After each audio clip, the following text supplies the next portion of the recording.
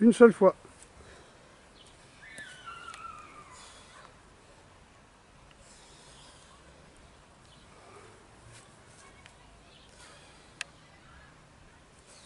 Attention à tes coudes, ouais.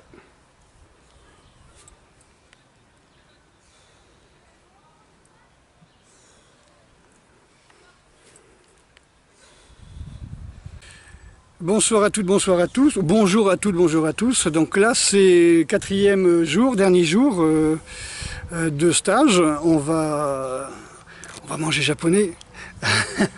Et voilà, donc petite compte rendu des stagiaires, hein, savoir comment ils ont vécu cette expérience, comme dirait Google, du stage. Donc on a dans ce stage-là on a fait 2 fois Zazen. Une fois 1h30 on va dire, et la première fois une demi-heure. On a fait du kettlebell, on a travaillé dans le noir à la cave avec des écouteurs, les yeux fermés. Enfin, c'est chose que on ne fait pas dans tous les stages. Donc simplement pour dire aussi que les stages sont complètement adaptés aux personnes. Donc là, j'ai eu affaire à des personnes qui avaient plus ou moins l'habitude, qui avaient déjà plus ou moins pratiqué du systéma et des arts martiaux. Donc on a pu adapter, aller un petit peu plus loin que simplement les frappes et le lancer de couteau, comme on faisait, ou le bâton. Donc tout dépend un petit peu du niveau de chacun, et il n'y a pas 2 stages pareils. D'où l'intérêt de rester plusieurs stages pour ceux qui sont en vacances. Donc on commence, tu vas te présenter. Du coup, bonjour, je m'appelle Simon, j'ai 30 ans, j'habite à Toulouse et j'avais découvert le systéma l'année dernière, depuis 2 ans. Avant, j'avais fait de la boxe anglaise. Voilà, j'étais très curieux de voir un peu à quoi ressemblaient les stages de Bernard.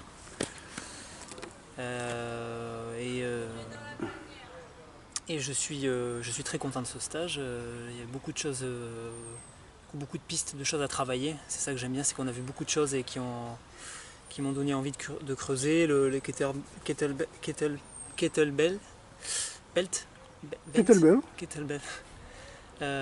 aussi les bâtons aussi, j'ai beaucoup apprécié. Et puis je me sens aussi armé pour faire face à ce à quoi on va devoir faire face. Je sens que j'ai des outils, que j'ai les moyens et tout ça, et grâce à Bernard. Voilà. Alors effectivement, je veux dire, pour la pratique de plein de choses, hein, que ce soit du jeûne, de la méditation, de la compréhension, de l'ici et maintenant, de l'importance de l'essentiel, on comprend au fur et à mesure. Alors avant, je faisais des stages assez longs, de 2 semaines, pour bien faire comprendre ça, mais on a surtout besoin de se dépouiller pour survivre. C'est-à-dire, c'est pas parce qu'on n'a pas besoin de quelque chose en plus pour être souple, comme je disais, on est né souple. Il suffit d'enlever les tensions pour redevenir souple comme un enfant. Hein. Comme je parlais d'amplitude gestuelle naturelle, ben, je veux dire, on n'a toujours pas de butée osseuse aux épaules, on a toujours, voilà, on ne peut pas s'assouplir les coudes et les genoux, mais on peut enlever les tensions qu'on a dans les épaules, dans les ischios, dans les adducteurs, etc. Donc la souplesse, par exemple, hein, c'est enlever les tensions.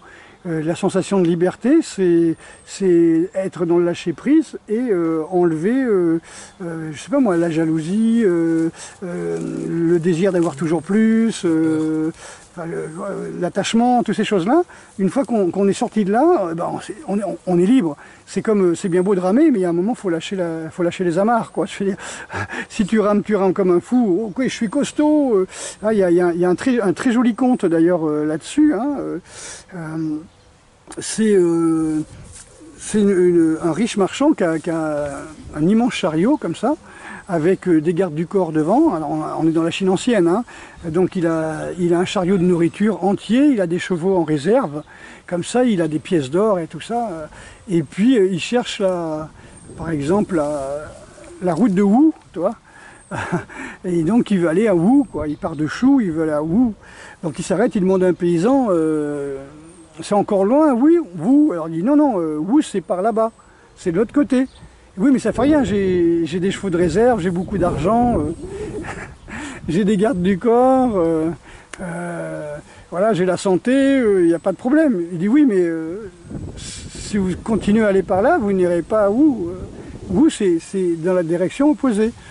Et l'autre, il continue, non, c'est le zététicien moyen, quoi. Non, je vais par là-bas, voilà quoi, tu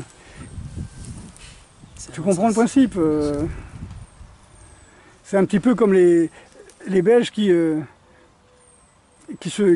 vont à la chasse, ils tuent un ours, et puis ils le tirent par les pattes de derrière, et en revenant par la voiture, comme c'est jusqu'à leur voiture, donc ils sont à 100 mètres de la voiture, et puis t'as un vieux chasseur qui est là, il dit, mais écoutez, ce que vous faites, c'est dommage. Il dit, là, vous êtes en train de tirer la fourrure à rebours, là. Vous allez gâcher la peau, comme ça. Il faut la tirer dans le sens du poil, il faut la tirer par les pattes avant. Ah bon? Et puis au bout d'une demi-heure, les Belges, ils se regardent, ils font, mais tu crois pas qu'on s'éloigne un petit peu trop de la voiture? Voilà, voilà, en gros, le thème, c'est la mauvaise direction. Tu vois, et dans la mauvaise direction, c'est un petit peu le principe du gars qui rame et qui est toujours amarré au quai. C'est pas parce qu'il est plus fort, c'est pas parce qu'il a une armée de rameurs avec lui, c'est pas parce qu'il a un joli bateau, tant qu'il lâchera pas les amarres, ça servira à rien. Il ira nulle part, lui. Il ira pas dans la mauvaise direction, il restera sur place, il pourrira sur place, comme on dit. Donc, effectivement, il faut pas être dans l'avoir, il faut être dans l'être et aller vers le dépouillement. Moi, je survis beaucoup plus n'ayant ni voiture, ni frigo, ni congélateur, pouvant me passer d'électricité, voire de gaz et de pas mal de choses, parce que j'ai vécu déjà comme ça. Tu vois, donc c'est sûr que si tu arrives et que tu as 2 enfants à nourrir, 3 voitures, une maison de campagne, tu risques de voir des gens dans les maisons de campagne qui sont installés. Par exemple, tu as des gens qui pleurent, par exemple, parce que tu as des Roumains qui sont mis dans l'appartement qu'ils louent, qui était vide depuis 2 ans, parce que le loyer est trop cher, et tout d'un coup, tu as toute une flopée de Roumains ou de Blacks qui sont installés avec 3 gosses, et il ne peut pas les mettre dehors. Et le mec, il se plaint.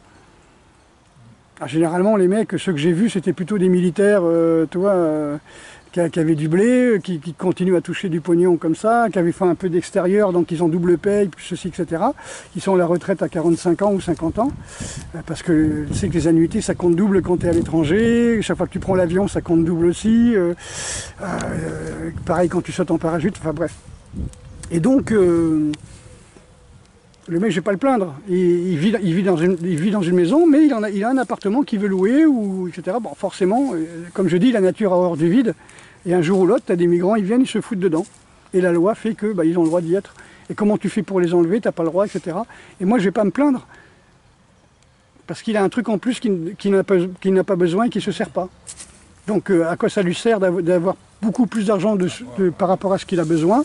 Ça, je casse pas du sucre sur tous les proprios, mais je dis simplement, voilà quoi. Tu as des gens, ils ne vivent que ça.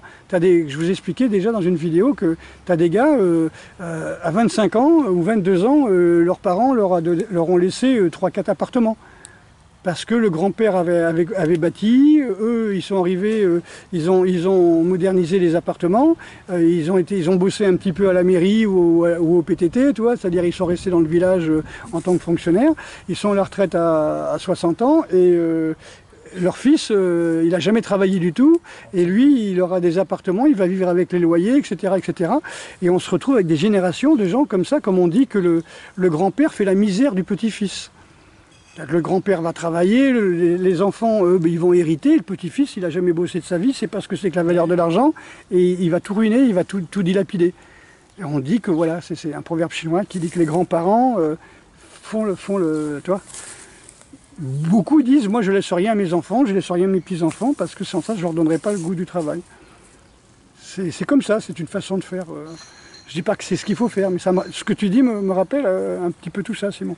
C'est le côté de dire, on souffre parce qu'on est attaché à plein de choses dont on n'a pas besoin. Si demain tout s'arrête, si demain, qu'est-ce qui se passe? Est-ce que les mecs qui ont bétonné leur maison, leur belle villa de campagne pour pas salir les pneus du 4x4 vont s'en sortir?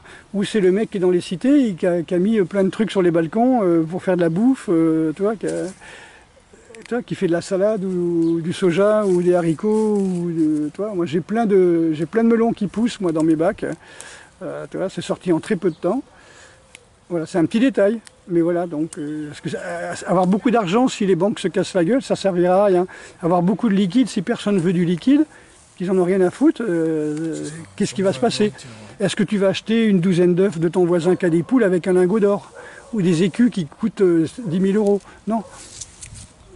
Des louis d'or, des machins comme ça. Donc c'est pour ça que c'est la nature humaine, et c'est ta nature qui fait que tu as des amis et que tu seras aidé. Si tu es con, riche, eh ben tu seras con, riche et seul. Par exemple. Si tu es pauvre et con, voilà, ce ne sera pas mieux non plus. Hein, mais... Voilà, c'était juste pour dire ça. Ça, il y a du vent. Hein. J'espère que là, ça passera. Bonjour à tous, Yohanné, j'ai 31 ans, je suis enfin venu à un stage de Bernard. Et qu'est-ce que je peux en dire? Je dirais qu'il faut y venir au stage. L'expérience virtuelle à travers la vidéo c'est bien, mais l'expérience réelle, ici et maintenant, c'est mieux. J'ai fait pour la première fois Zazen. Zazen, ça m'a fait ressortir beaucoup de choses que j'ai essayé d'enfuir pendant pas mal d'années. C'est très libérateur, ne plus avoir de prise, ne plus se crisper, être ici et maintenant. Je pense que c'est ce que j'en garderai le plus du stage. C'est une superbe expérience et j'espère que tout le monde aura l'occasion de la faire. Et que dire de plus?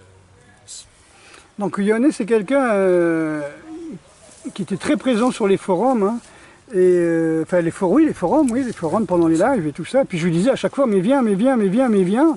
Et il habite loin, mais moi je dis toujours, c'est toujours moins loin que moi quand je vais faire 36 000 km aller-retour pour aller au Japon, ou quand je vais en Russie. Bon, là c'est 50 années d'expérience que je vous donne, et de voyage, hein, et d'études et de recherche. Et moi je suis très content qu'il soit venu, parce que ça fait un petit moment que j'envisageais quand même qu'il fallait qu'il vienne. Hein. Et puis effectivement dans Zazen, le truc c'est que quand je dis il faut se concentrer sur l'ici et maintenant, mais c'est tout ce qu'on a. Si vous vous concentrez sur le passé qui est mort et sur le futur qui n'existe pas, vous allez faire comme tous ces couillons qui sont partis se vacciner parce qu'ils ont peur d'un truc qui n'existe pas. C'est-à-dire d'une loi qui n'est pas passée, et si elle passe, elle passera dans un moment présent, et là, il faudra peut-être s'inquiéter. Mais pourquoi s'inquiéter avant? Comme on dit, si le problème a une solution, pourquoi s'inquiéter? S'il n'a pas de solution, pourquoi s'inquiéter? Tu vois, il ne faut pas s'inquiéter du tout. Donc, pourquoi il faut se concentrer sur le moment présent? Parce que c'est tout ce qu'il y a. Puis aussi, ce que je regarde aussi du stage, c'est la connexion. Le corps unifié. Que ce soit au niveau des kettlebells, que ce soit au niveau des différents... tout ce qu'on a fait, le bâton, quand on a fait les techniques de Systema.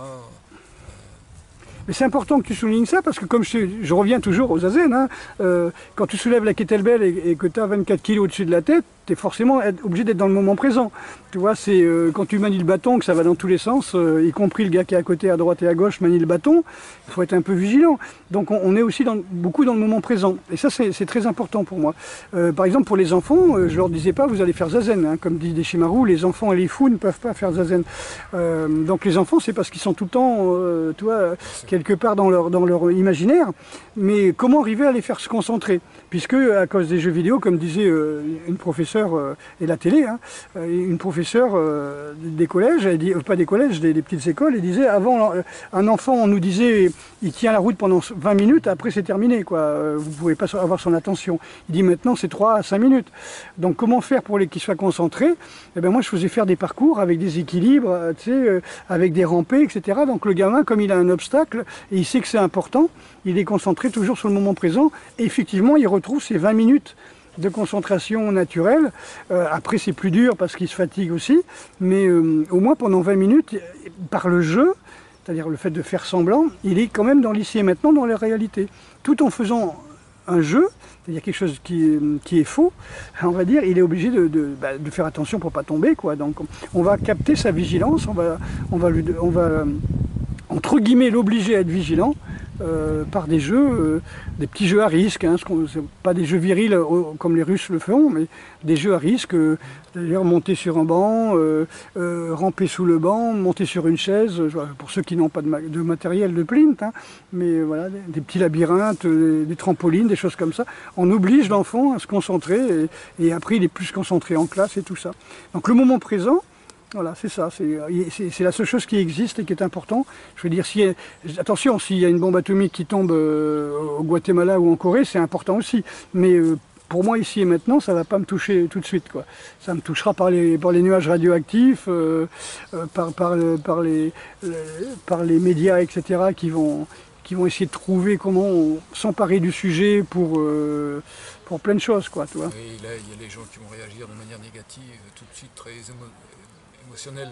Voilà, donc il ne faut pas se projeter dans l'avenir, il ne faut pas essayer d'être constamment dans l'avenir. Comme je disais, moi ce qui m'inquiète beaucoup dans l'avenir, c'est quand on te dit, ben voilà, si tu n'as pas de passe, tu ne pourras pas aller voter. Donc là, c'est comme si tu me dis, il n'y a que les macronistes qui ont le droit de voter, quoi.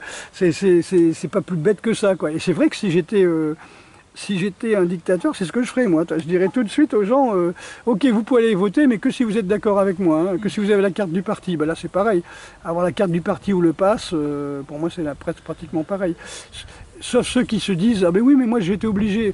Ouais, j'ai jamais vu personne avec un flingue sur la tempe partir se faire vacciner. Après, s'ils sont rigides et qu'ils ne peuvent pas changer, s'ils ont pris un boulot et qu'ils ne peuvent pas changer, après, oui.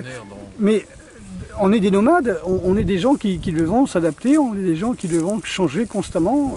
Si ça passe pas, regarde l'eau elle s'adapte, be water my friend, tu vois, l'eau s'adapte constamment, elle va user le rocher sans arrêt, jusqu'à temps que ça fasse une vallée, tu vois, où les camions vont passer dans 10 000 ans. Mais voilà, elle va s'adapter, elle va user, elle va passer par là où c'est le plus facile. Elle va pas dire ah ben non je peux pas, ben non je m'adapte parce que une fois que tu as commencé tu t'arrêtes plus, hein, tu as mis le doigt dans l'engrenage de leur système, c'est pas terrible. Ok, pour Yannick. Bonjour Yannick, alors moi j'ai déjà fait plusieurs stages avec Bernard, ça a toujours été quelque chose d'assez enrichissant et en fait je suis toujours surpris de voir qu'un exercice assez simple qu'on répète plusieurs fois à travers différents stages, mais à chaque fois nouveau. On peut à chaque fois approfondir un exercice et ce sera toujours quelque chose d'original et on découvrira des choses qu'on n'aura pas soupçonnées au départ. Là, il y a les vents, ouais. Alors, là, il y a quelque chose que j'ai vraiment compris avec le temps, c'est que le premier art martial, c'est la marche. Enfin, tout vient de la marche, et un petit peu des hanches, mais...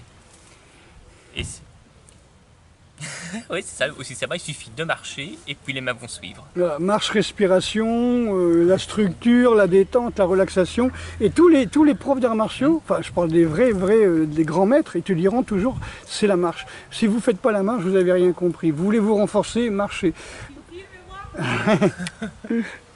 Fais coucou. Ah, t'es toute petite sur l'écran. Donc effectivement, quand on voit Tsumi Sensei, un truc qui est vraiment fantastique dans Tsumi Sensei, il disait par exemple, c'est très important, comme dit Takamatsu Sensei, son professeur, c'est la motivation des gens. C'est pour ça que je demande toujours la motivation quand vous inscrivez. Il dit par exemple, si vous faites des arts martiaux pour maigrir, non. Dans ce cas, tu fais du karaté en musique, ou du Yosekan Budo en musique, ou du Krav Maga avec une plume dans le cul. Mais je veux dire, le truc, c'est comment tu fais. Si tu veux maigrir, tu vas dans un sauna, quoi, tu vois, tu fais un régime, toi. Non, si tu veux maigrir, tu fais un régime. Il dit, si vous voulez faire des arts martiaux pour transpirer, non, il y a des saunas pour transpirer. Si vous voulez faire des arts martiaux pour devenir fort, bah, vous soulevez des poids et des haltères, vous allez devenir fort.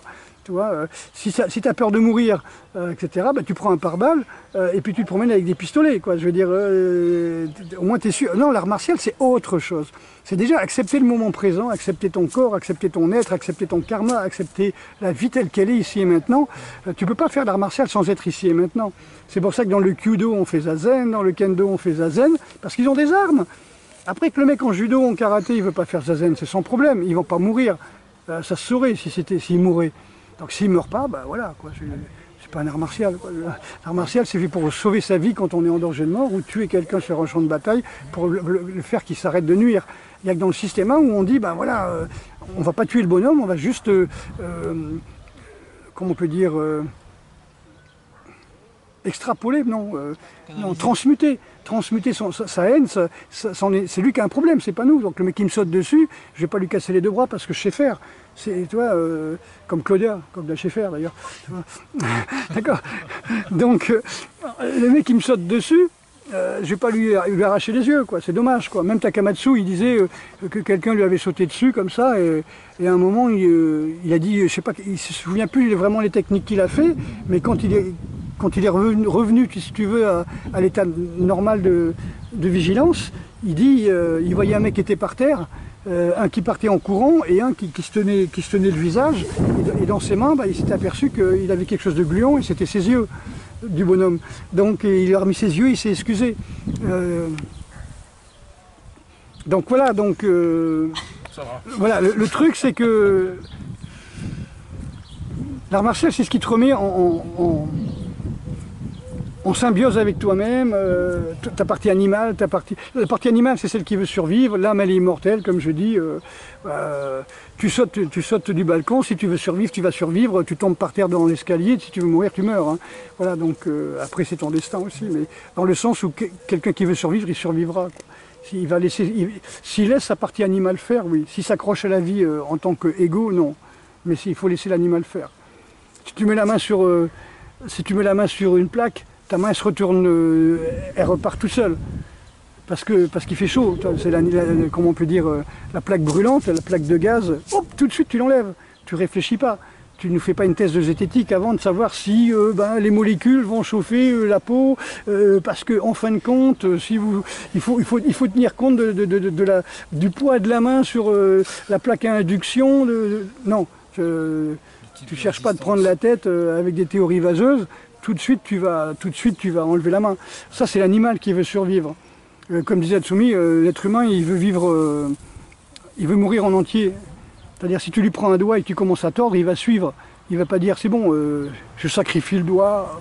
Comme je voyais dans les contes des BD de karaté des années 70, où le mec il te montrait un maître de karaté qui avait sacrifié son bras dans la bouche du tigre pour pouvoir s'enfuir et le tuer d'un coup de poing ou d'un coup de pied.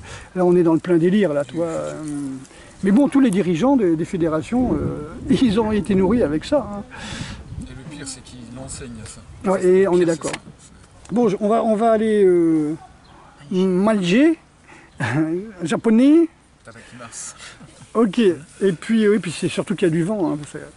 Alors je vous fais un bisou, et puis, enfin à vous, hein, pas à mes gars, hein. Je vous fais un bisou, et puis je vous dis à bientôt, et puis n'hésitez pas à venir au stage. J'espère que le son sera bon à cause de quand il y avait du vent, mais ça m'ennuyait de le faire chez moi, à l'étroit. Je préférais le faire dehors, dans le monde réel. Voilà. Allez, à très bientôt.